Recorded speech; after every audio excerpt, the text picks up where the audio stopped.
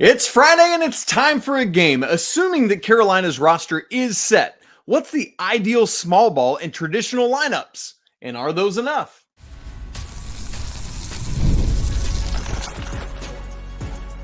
You are Locked On Tar Heels, your daily podcast on the UNC Tar Heels. Part of the Locked On Podcast Network, your team every day. Hey there, what's up? It's Friday, May 31st, 2024. Welcome into the Locked On Tar Heels podcast, the only daily North Carolina show out there.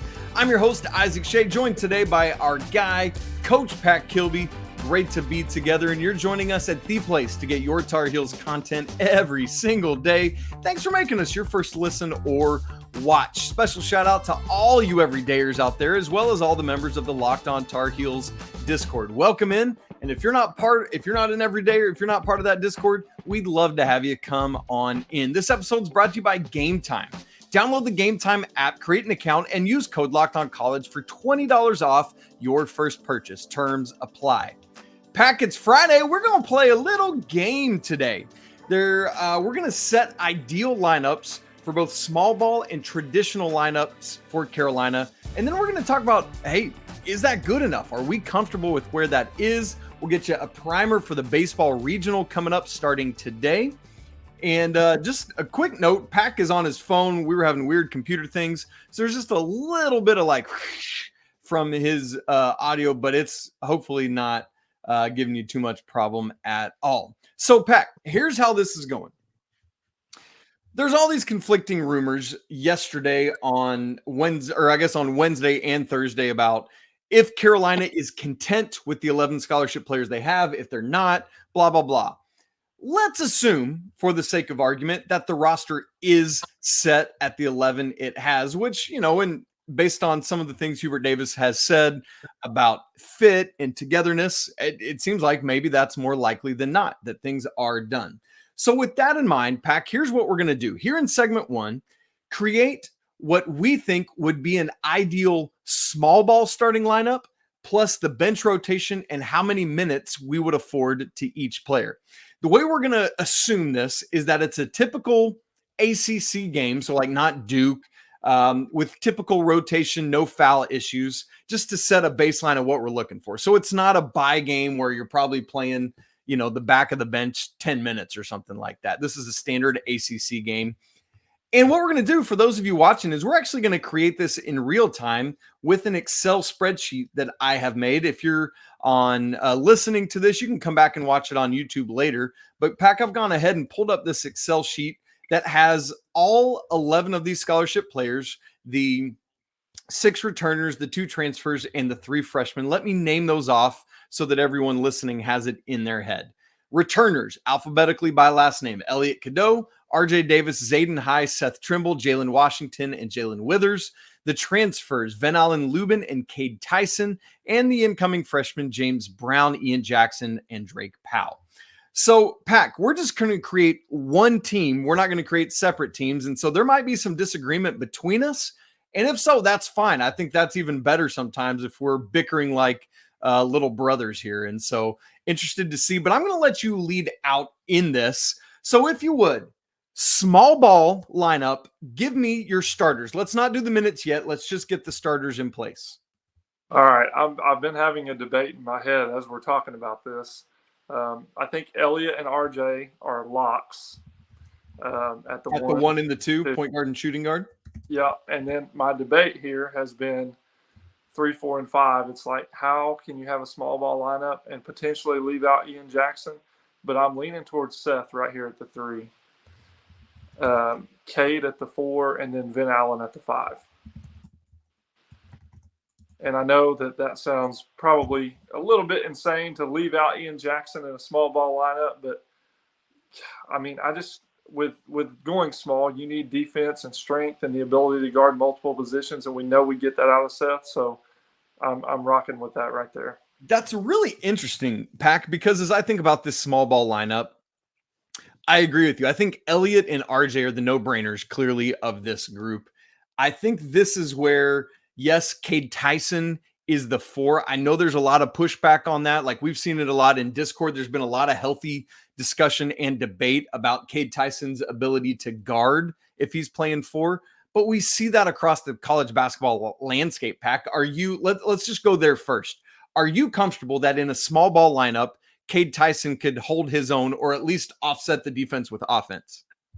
Yeah, absolutely. I'm honestly very comfortable with that. And I wouldn't be surprised if he played half of his minutes at the 4. And I know that that's probably more than what most people would project, but we've just got such a loaded backcourt. We're going to have to find ways to get those guys on the court, which would naturally slide him there to 4. And so I think he's going to be playing there quite a bit more than what probably most people do. And I feel comfortable with it. He's got the size. He's shown he's stout enough. He's strong enough. He's a decent rebounder. And like you said, even if there is a little bit of struggle defensively, I think that he can do a lot offensively to help offset that for sure. And I feel like part of this, Pack, at least as I look at it, I want to hear if you agree, is because of what we've seen through the years as Tar Heels, where we're used to certain types of lineups where we aren't used to a Cade Tyson at the 4, whereas a lot of other fan bases are kind of used to that type of lineup. Agree or disagree? No, totally agree. And what we're used to as being our 4-man, our team's 5-man now. So like Isaiah Hicks and Bryce Johnson and those guys that played the 4 for us, they're 5 men in today's game. Yeah. And 3 men have slid to the 4. So it's all kind of evolved over time. And it definitely feels different to us because like you said, we're used to having a 2-big system, but I definitely like the way we're trending with that. And I think Cade will be able to hold his own just fine. Okay, so let's go to the 5 position, center next. What led you to Ven-Allen Lubin over, say, Jalen Washington? Man, I just like Ven-Allen's mobility better. I like his ability to guard the perimeter better. And quite frankly, I like his rebounding better. I think Ven-Allen's got, and not just defensive rebounding, I'm talking offensive too. I think he's got a very nice skill set. And I think he fits nicely with that lineup because the one thing that really is needed is rebounding from your 3, 4, and 5. And I think those 3 at the bottom there, Seth, Cade, and Ven-Allen, give us rebounding. So that was where I went with him. I like that. And what I like is that there's going to be a big battle, I think, between Jay Wash and Ven-Allen for those minutes. And I think iron sharpens iron is the key there. All right. But Pack, as you said, I think the one that everyone's going to be like, ooh, about is at the 3, the small forward position, picking Seth over, say, Ian Jackson. Talk us through why. There's just so much unknown. I mean, I think Ian's a great player, obviously. But we know what we're getting in Seth. We're getting defense, we're getting athleticism, we're getting rebounding. And we're not just getting defense, we're getting arguably the best perimeter defender in college basketball on the floor, mixed with his ability to guard different positions and rebound and his improved shooting. It's like, how do you keep him off? Yeah. And like I said, I know Ian's a great player, but Seth, we know what we're getting, and I'm just not willing to sacrifice that for some of the unknown there. And I think, thinking about how Hubert Davis would go, like think back to last year where Paxton Wojcik was starting at the very beginning of the year over Elliot Cadeau. And I think it's that same kind of thing, except with all due respect to Paxton, Seth is a better and more physical and stronger basketball player.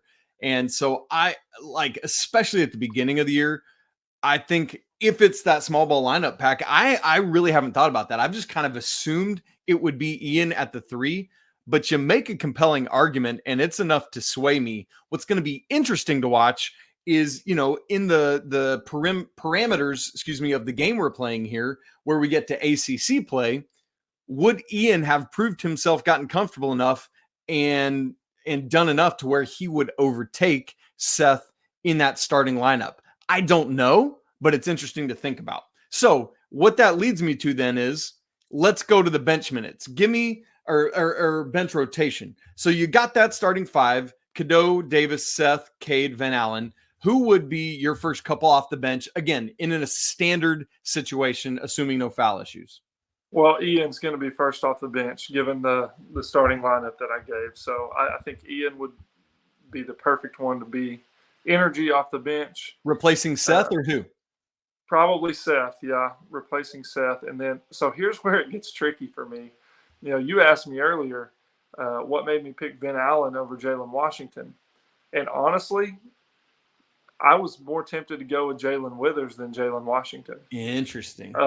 So I especially since we're talking about small ball lineup, because I associate that with, speed and guarding multiple positions, pressure, getting up and down the floor. And I don't feel like Jalen Washington fits that mold. Yep. And so that's why I lean more towards Withers. Now I know what type of vulnerability that gives us size-wise. Yeah. But he's bigger than Lubin. He's taller than Lubin. Yeah, and he's so mobile, and we all know he's crazy athletic, Jae'lyn Withers is. So he fits a small ball lineup mold perfectly. So Ian Jackson and Jae'lyn Withers would be my first two off the bench. Okay. Then Drake, and then Jalen Washington. Interesting. And so what's interesting about that is if Ian comes in and replaces Seth, you would think Drake would probably come in because he's really a small forward. So maybe he's coming in a small ball lineup for Cade Tyson. What would you think there? That's where I would lean towards, because Drake has a great frame. He has great size, versatility defensively, can guard other four men. I mean, that wouldn't be something that I think is out of the realm of possibility for him. So in a small ball world, I think he's the perfect fit for a Cade Tyson replacement at the 4. It could also be, now that I'm thinking about it, Elliot coming out at that moment, RJ sliding to the 1, and then that gives you other options as well. Yeah. And honestly, depending on how good you want to be defensively, you could slide Elliot out, move Seth to the 1. Yep. Or RJ to the 1 even, yep. and Seth to the 2. Now you've got Drake and Seth on the court at the same time together. And that's a loaded defensive lineup. Yeah. Okay. And then rounding it out 5 and 6, just kind of spot minutes you think for Zayden and James Brown? Yes. Yeah. If they even get in, I think is part of the thing there. Okay, Pac, here's what we need to do. I want to get to the minutes breakdown on this, but we need to get to our first ad read. So let's do this. We're going to go to our ad read. We'll come back, do the minutes breakdown, and then we'll switch into the more standard lineup and how we would see that playing out. So that's what we'll do coming up in just a second. Right after I tell you about Game Time. Pac, I'm really excited for the upcoming NBA Finals. I've never been to a Finals game. I'd love to go. And maybe even just like last minute sometimes. That's what you do. Well, good news. Prices on the Game Time app actually go down the closer to tip-off that you get. They've got killer last-minute deals, all-in prices, views from your seat, and a lowest price guarantee. With all of that, Game Time takes the guesswork out of buying NBA tickets. In fact, Game 1 of the Finals next Thursday, and there's a flash sale right now. I checked it, Pac, literally before we started recording. Balcony Center, section 301, row 15 is 10% off.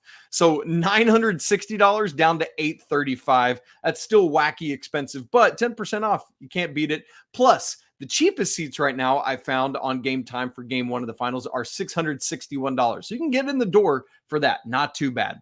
Folks, take the guesswork out of buying tickets with Game Time. Download the app, create an account, and use code LOCKEDONCollege for $20 off your first purchase.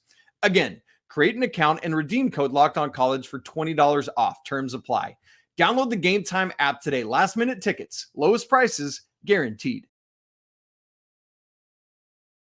All right, Pac, so we've got our small ball lineup and kind of the bench. What we want to do now is allocate minutes, again, in a standard ACC game. If it's an ideal world, how would you break it up? Also, by the way, folks, I forgot to say, but we'd love for you to play along. I want to see, hop in the Discord, hop on the YouTube comments. Let us know what your lineups and minutes would be for both this and the more traditional lineup that we'll do in a second. All right, Pac, here we go. We got the starters, Elliot, RJ, Trimble, Cade Tyson, and Ven-Allen Lubin. I know there will probably be some pushes for Ian Jackson at the 3 as well. I'm curious to hear about that. But give me your minutes breakdown on this bad boy. So Elliot, I think ideally, in an ideal world, he's getting anywhere from 25 to 27 minutes. So let's go with like 25. You said 25 to 27, so I'm giving him 26. Okay, perfect. By the way, I've got a budgeter. I love a good Excel spreadsheet. So I've got a budgeter thing at the bottom here where you can see how many minutes you've got left to use. Oh, that's nice. Okay, good deal. RJ, I think 29. I always try to think in a range, so 28 to 30, depending on matchups and situations. So we're just going to go 29. Okay. For Trimble, I'm thinking this is where it gets really hard. And we can come back and adjust as needed.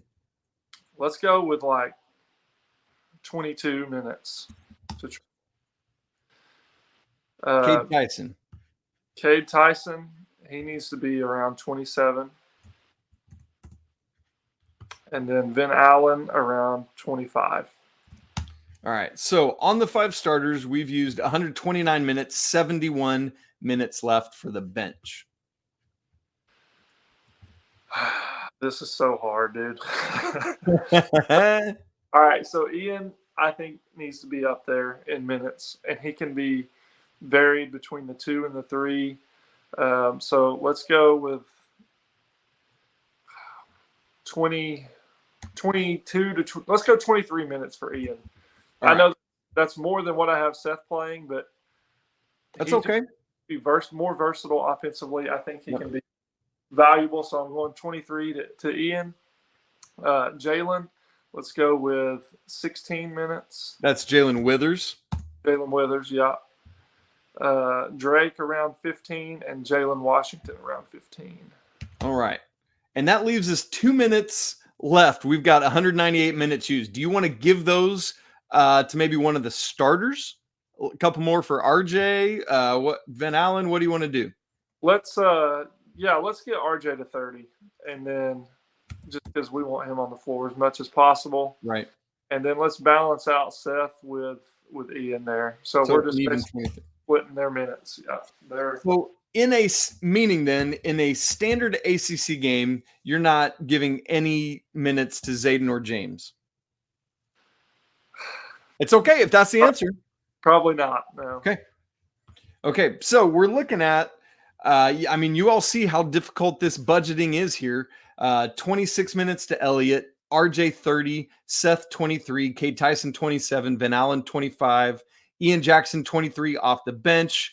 And then the Jalen's and Drake are all right around 15 with Jay Witt at 16. I think a large majority of the crowd is roaring back. There's no way Hubert Davis is going to play the starters those few minutes, Pack. I think that's the thing we're probably hearing right now. And so that'll be the interesting thing to reckon with.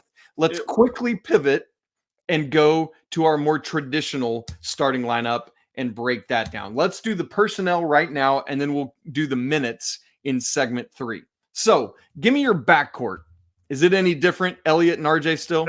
Elliot and RJ are cemented. All right. Now, same thing as the small ball lineup. 3-4-5 is probably where it gets a little more tricky. What are you doing?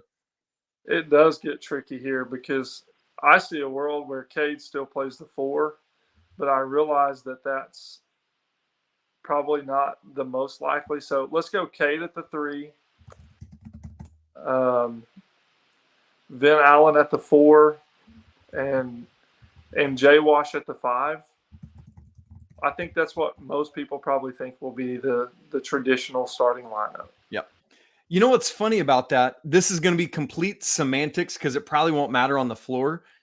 I think based on playing style, it's almost more like it would be Ven-Allen as the 5 and J-Wash as the 4. Yeah, no, that's a great point. And I think it's depending on how much mobility J-Wash has gained back as his legs have gotten stronger. Yeah, that's going to be a big key. And that's why I'm so hesitant to move forward with him. Like, in my mind, just being honest, I know this is more of the traditional lineup. Sure. But I think it's going to read Elliot, RJ, Ian, Cade, Ven-Allen. But since we're doing traditional, I'm putting J-Wash in there. And I agree. I think he does play more of the 4. He's just got more size than Ven-Allen. So it would be interesting to see how he uses them and pairs them together.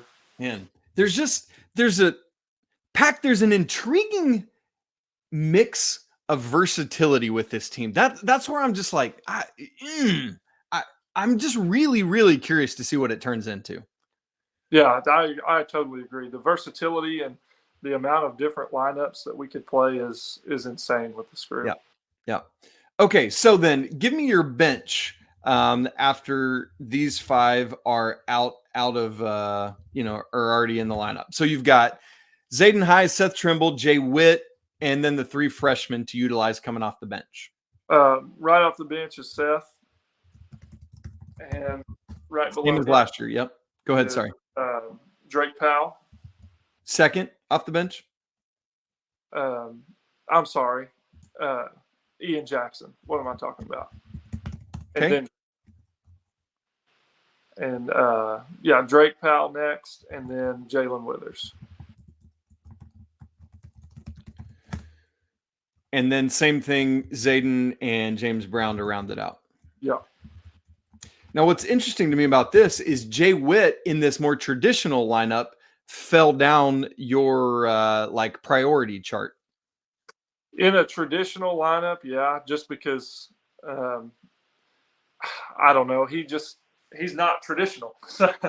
he's very versatile and he's different in the way that he plays. And honestly, I could see him playing the 3, playing the 4, playing the 5. Like he could do a million different things. But yeah, I did drop him a little bit just because of the bump I gave Jay Wash in a traditional line.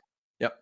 That makes sense. I just wanted you to explain it. So yeah, there's so many different ways to skin this thing. And it's going to be really interesting to see how Coach Davis and the staff tinkers with it. So we want to allocate some minutes, talk about ultimately from looking at what we've just seen with these 2 various lineups. Are they comfortable to us with these 11, or is Carolina missing out? And then we're going to get ready for the baseball regional coming up later tonight, 6 p.m. at the Bosh. Pack, we'll do that in just a second.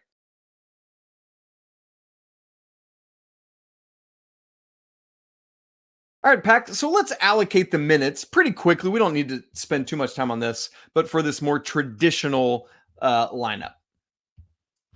I want to keep Elliot and RJ the same. So 26 and 30, is that where we landed with them? Yeah. Okay. And then for Cade, let's get him 27 minutes. Got it. Ven-Allen, 25. And Jay Wash, 22, 23 minutes there. So that's 131 to the starters. That gives us 69 minutes for the bench. Okay. Geez, I may have given too much to the starters because I like what's coming off the bench. That's good. Well, do what you want for the bench, and if we need to then go back and subtract some from the starters, we can. Okay, let's go with 22 to Seth and Ian. You said? Yeah. And then let's go 13. Let's go 14 minutes to Drake and 11 to Jae'lyn. And then 0 to Zayden and James. Okay, there you go. So do you want to adjust any of those now that you've done that? No, I actually like that a lot. Okay. So then we've got in this traditional lineup, the way Pack has allocated it, we've got 20 plus minutes to 7 different players. And then Drake Powell and Jay Witt with 14 and 11 respectively. And Zayden and James not getting any run, at least again in a traditional or like assuming things go according to plan. But there's going to be moments where they would get some spot time. So 30 minutes to RJ Davis, 26 to Elliot, 27 to Cade, 25 to Ven-Allen, and 23 to Jay Wash. Pack, I think what we're seeing there is all of this is assuming that Coach Davis is playing the bench a lot. And particularly, we notice here that the 2 heralded 5-star freshmen are ready to go. That's going to be a key thing to watch. So then what that brings us all to, and I'm going to leave this lineup up, but what I want to do, Pack, is to answer the question, okay, let's say it is these 11. Thinking about the lineups we just made, do you feel like Carolina has what they need? As you see this and as you think about it and wrestle with it, and then as part of that conversation, do you like the lineups you created, or would you create a even different lineup that you think this is what Hubert Davis will do?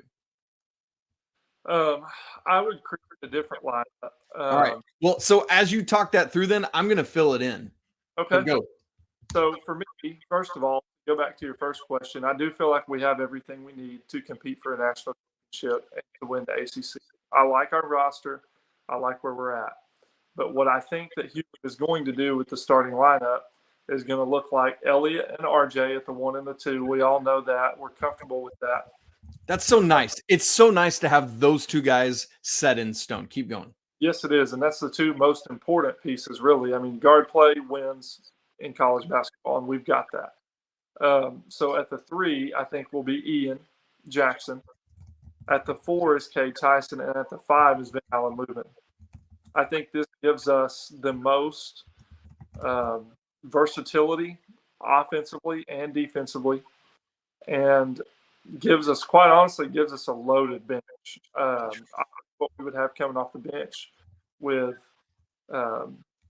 Jay Watt and Jay Witt to replace the 4 and the 5, and then obviously Drake Powell and Seth Trimble to help fill in the backcourt.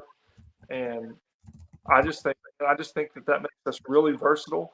It makes our bench extremely important, and they could come in and just be difference makers offensively and defensively, honestly. So I really like this group. I think there are some questions. I'm not denying that. Sure. But I love the versatility we have. I think we can win in multiple ways. And like we just said, we have the guard play, and that's what really wins you ball games. Yeah. What this tells me then, Pack, is that all the more Elliot Cadeau's progression from freshman to sophomore is going to be key and critical to the success of this team. Absolutely. Yeah. In particular, his ability to shoot the ball. Yeah. Can he stretch the floor and keep the defense honest? Because if he can, we're going to find a whole new ceiling as a basketball team. Yeah. So with your insertion in this, what you said of what you think will happen with Ian Jackson at the 3, do you think that's from day one, or are you thinking of that as once we're settled into ACC play? This is more towards once we're settled into ACC play. I could see a world where it's Elliot, RJ, and Seth at the 3, and then the 4 and 5 stay the same. And I think a world where Seth and Ian are interchangeable, and where they're both playing 20 to 25 minutes. I see that being a very real possibility, and because they both bring different things, but they're both Swiss Army knives in the way that they play. And so, I just see a lot of versatility there.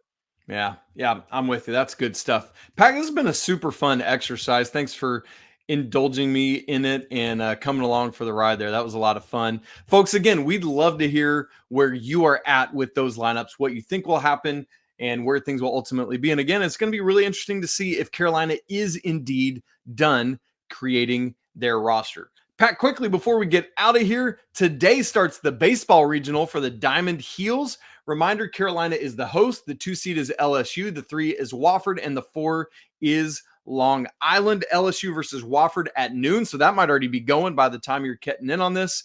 Tar Heels against Long Island tonight at 6 p.m. That's on on ESPN Plus. Pack, I love it. The Bosh is sold out. All session tickets gone. Single game tickets gone. There are limited standing room only tickets sold at the box office at the Bosh on game day. Go grab these tickets. The office opens 90 minutes before first pitch, so make sure you get there early. I bet there's going to be a bonkers line. But y'all, this LSU team's coming in ready to prove something. They've been playing hot. Make the Bosh crazy. Make that home environment exactly what it's been to get Carolina to a 32-2 home record this season. Pack, are you excited for the Diamond Heels this weekend? How do you think things are going to play out in this regional? Yeah, I'm definitely excited. LSU concerns me. Obviously, they're a really good program, so I'm got my eye on that. I'm intrigued by how that's going to go, but ultimately, Vance Honeycutt is the man, and Carolina is going to win their regional and then win their super, and then we'll see them in Omaha. Yes, let's go. I love it. And I love it, man, that Vance being back in the lineup. Obviously, he missed last postseason with his injury. I'm really curious to see how this lineup does against high-level pitching throughout the postseason. and continues to go. I'm also curious, as we record, we don't know who the game one starter is. I'm really interested to see if Coach Forbes rolls out Jason DeCaro against Long Island, or if he goes somewhere else and saves DeCaro for LSU or Wofford on Saturday. So keep your eyes out for that as we go. Gang, it's been a great week here on Locked On Tar Heels. Thanks for being with us throughout all of this countdown to the withdrawal deadline. I'm sure we'll continue to learn more about if Carolina is in fact going to pursue anyone else or not. Really interesting stuff and great conversations to have this offseason. If you haven't subscribed to the show on video and audio, super easy to do on both your favorite audio podcast platform and here on YouTube if you're watching. If you haven't subscribed to the Locked On Tar Heels Discord, man, it's so easy to do. The link is in the show notes. It's free to join. Pack and I are both in there all the time. It's great. Man, we'd love to have you. Come for the Tar Heels, stay for the community. It's always a great day to be a Tar Heel. Let's go win a regional this weekend. We'll talk Monday, but until then, peace.